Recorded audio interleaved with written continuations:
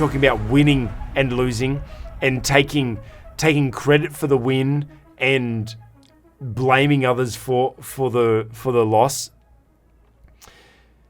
Obviously, leading up to these midterm elections, one of the big terms that have been thrown around was the red wave. It was expected that the Republicans would just wipe the floor with the Democrats, and they seemingly had every opportunity to.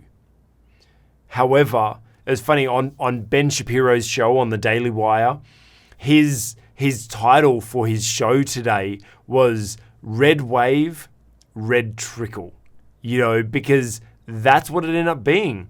If I look at actually what is the current results, right now the Senate is sitting at 56 seats to Democrats and 48 to the Republicans. Right, there's not that much of a difference. And then if you look at the House, similar story. It's not a runaway. It's 184 seats to 207. There's still a number of seats to be decided in both, and it's still underway. But it's quite interesting that it wasn't a runaway. It wasn't this red wave like they were expecting.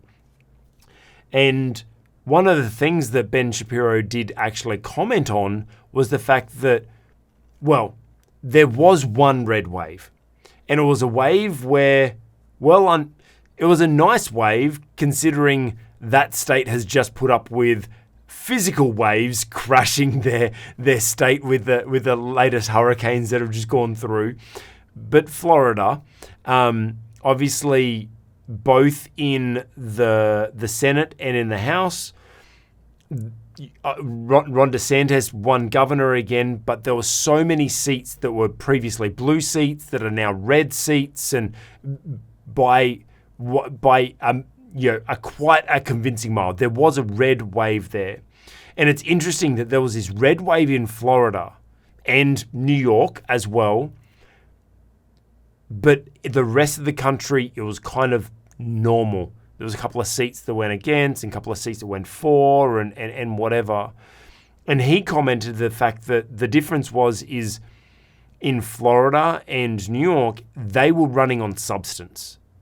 They were running on results. Obviously, Governor DeSantis has gotten a lot of great results, but they also ran on substance.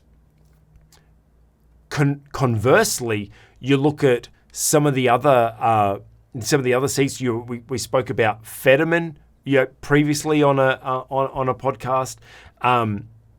He surprisingly won against Dr. Oz, who was President Trump's nomination or his support. He threw his support behind him, and it's funny that Ben Shapiro was saying that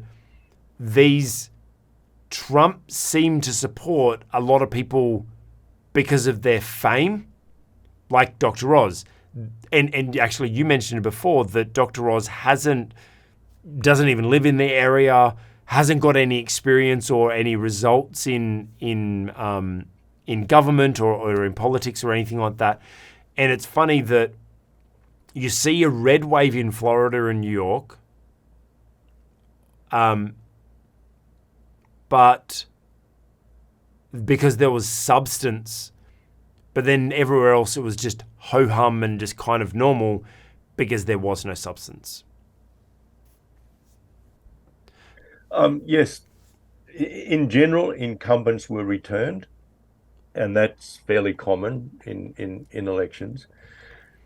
There definitely was a red wave in Florida, and I've heard some commentators say it is now flipped from a blue state to a red state, which is rather an achievement. And of course, Ron DeSantis, he won with around about a 20-point advantage, which is very, very substantial. He had runs on the board, of course. He took big risks during COVID, and he implemented policies that kind of went against what was then the received wisdom and turned out to be right.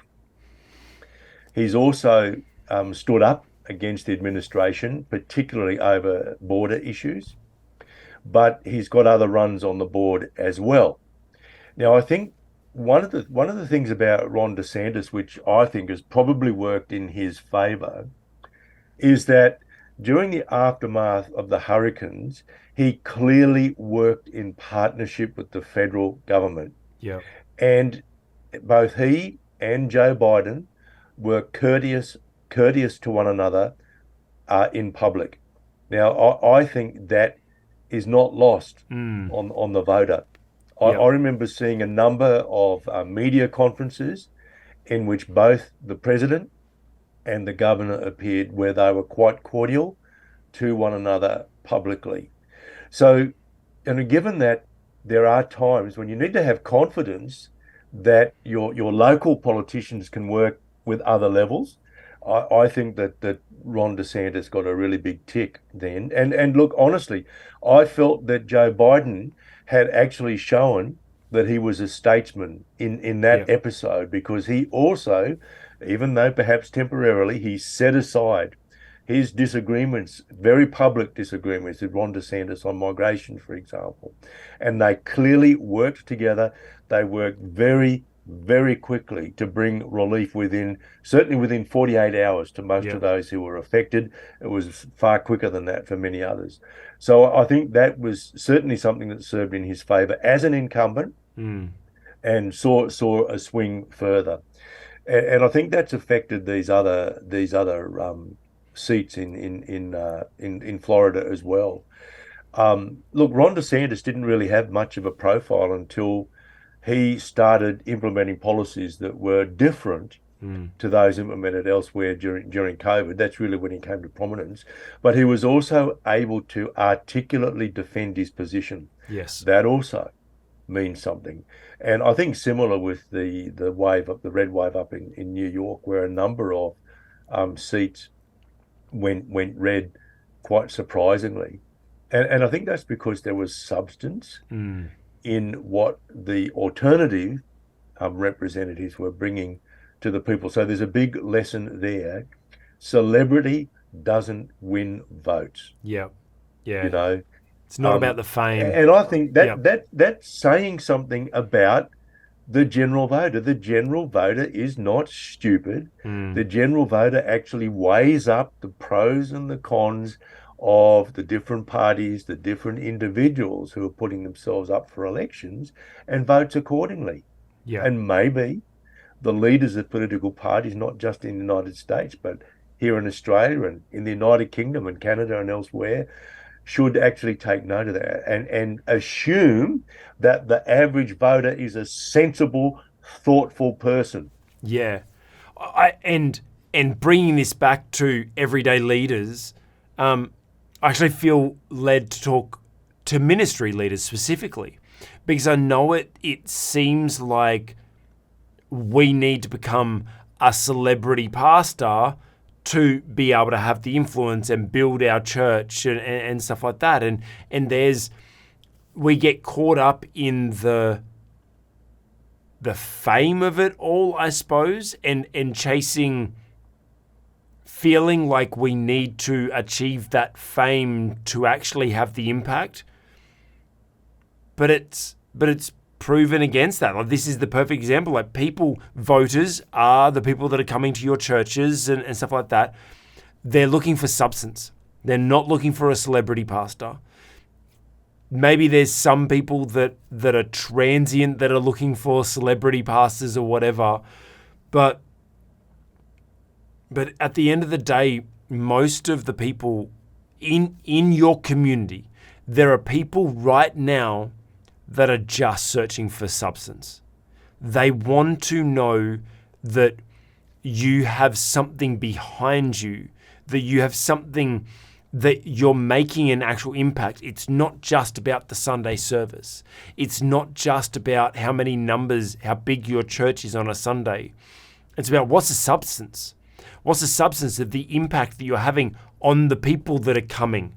Are the people that you're leading growing? You know, we've mentioned this a number of times before, Dr. Rod, that it's not about the influence, about empowerment. As a leader, the true test of our leadership is the people that are growing around us. If people aren't growing around you, there's something missing in your leadership. There's no substance there in your leadership. If we're not making a positive impact on our community, and there's actually a story we were going to talk about today, but we're going to leave that till next week, where we're talking about the impact of a local church on the community of the Gold Coast, that I'm looking forward to being able to share that. But are we just trying to build the numbers in our church? Or are we trying to build the people? Are we trying to actually make a positive impact on our community? Dr. Rod, I say this as I'm challenging pastors, and as a pastor of a church yourself, how do you feel about that comment? Look, I agree with you. I've never been a celebrity pastor, so I don't know what it's like. I can't speak from experience. But I think the danger always, of course, is that when when we're influencing a lot of people, we tend to start taking care of our image. Mm. And I think that can be a bit of a trap. It's also, I think, important to understand that most pastors are not celebrity pastors. Most churches are relatively small neighborhood churches. So the average size of churches, and this is fairly universal around the world, it's around about 30 people. Mm-hmm. In Australia, I think it's a little bit lower than that. The last data I saw was about 25 to 27 people. So most churches are relatively small. Most pastors are pastoring relatively small churches. And I agree with you. The main role there, we need to make disciples. So we need to be interested in our people as people, just as Jesus was. And we need to be looking at their own growth as individuals, their own growth spiritually. And that really is the measure of our success as pastors in a leadership role as a pastor. That's the measure of our success. I'm not saying that large churches are not a good thing, No, because there are definitely things that large churches, mega churches can do that small churches cannot. Yep. And there are some, absolutely monstrous churches that are doing wonderful, wonderful things for the whole of the body of Yes. Christ. And look, in some cases, you can see that leaders are really focusing a little bit too much on themselves, but that's not the case universally either. And I Yep. think, as leaders, let's just keep watching these and learning. Remember, this is not about trying to condemn anybody. Yep. We're not a star rating agency or anything like Yep. that, No. but we observe and we learn. Yep. You look at some of the wonderful gifts to the body of Christ, like version, for example, that's come Yes. from a very large church, and the blessing that it has been to the whole of the body of Christ, where we can access so many resources Yep. to help us in our own discipleship journey Mm-hmm. for free. Yes. A small church wouldn't be able to do that kind of thing. So Yep. it's good for us to understand that in the whole of the ecosystem of the church world, Mm-hmm. there are important roles for large and small churches. Yeah. And look, I know of cases of pastors of small churches who have become extremely narcissistic in their leadership Yeah. and really destroyed lives. So the same lessons we might observe from, large church leaders who have in some way fallen, those lessons apply to small church leaders as well. And I'm as vulnerable to that as anybody. Yes. And it's important for me as a pastor to make sure that I'm accountable. Our church is part of Australian Christian churches, so there's a level of accountability there. The way in which our denomination is arranged, the individual churches have a very high degree of autonomy, but we're not independent. So all of our pastors sign up to a code of conduct, and there is some watching over that. We have a system of oversight. So we have a regional leader, and he certainly knows who I am. He knows me personally. He's rung me and asked me how I'm going. So there's that level of accountability there. There's that level of interest. And I think as pastors or as Christian leaders, whether it be in business or the church world, wherever we happen to be, we're all vulnerable. So all the kinds of things you and I have been talking about today, Craig, in relation to people like President Trump, even as a pastor of a small church, and you as you're the leader of a business, Yeah. you and I, we're still vulnerable to exactly the same kind of thing. 100%. We can end up displaying Yep. exactly the same symptoms if we're not held to account ourselves, and that's really important. And that's why we continually try to emphasize it's not the person's behavior, because I too make mistakes. We all make mistakes, and we need to learn from these things to become better leaders and to shift our behaviors, our own, and just not if I others. can intervene there without telling, a tale out of school, so to speak. Everybody, I think, who watches this podcast know that I'm one of your accountability partners. And I do recall on one occasion saying to you directly, you are the problem here. And then we had to work through that. And we need to be surrounded by people who love us enough to say something like that to us. Hopefully we don't have to do it very often. And in our relationship, that's only ever happened once. But I remember that. I remember saying to you, Craig, you are the problem here. And then we spent weeks after unpacking that and dealing with it. And look, as leaders, we've got to face that from time to time. And so it's important for us to face that. And looking at this red wave that was meant to happen, that didn't happen, and what can we learn from it as ministry leaders or business leaders or leaders in our community? Let's make sure we lead with substance. Let's make sure that we have substance ourselves. Make sure that we're not superficial. And I don't mean superficial as in fake or whatever. I mean superficial. Let's go deep with our knowledge. Understand what your purpose is. Go deep in what that purpose is. Like Dr. Red mentioned before, our purpose is leadership. We know that we're called to help teach and train and to shift or to eradicate poor leadership. And that's our purpose. And so we go deep into that. We create a lot of content. We research. I create leadership programs. Free leadership program below. Click the link. Another shameless plug. There's endless things. We go deep into this because we know that we're called to this. This is our substance. Not politics. We don't know politics. We're not experts on politics. We're not called to that.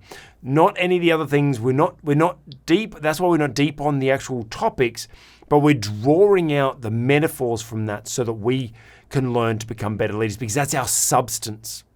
And we hope that you can see that substance as well. And hey, if any of that substance has helped you, put a comment below. But we need to be focused on the substance of ourselves, substance of our character, substance of the impact we have on those around us, that we see that the people we're leading are growing, making sure that the community that we're a part of, that there is substance in that we are contributing to our community as a whole as well. And so what can we learn from this missed opportunity of a red wave in the midterms? Substance is what people are craving substance. And I'm sure if you can present substance and live substance, you'll start attracting people around you as well. Hey, that was an excerpt from our On the Cube Leadership podcast. If your leadership has been challenged, helped, or you've gotten a new revelation around your leadership, give it a thumbs up, and we'd love to hear your comments below. And hey, if you want to see more content like this, check out our channel and consider subscribing.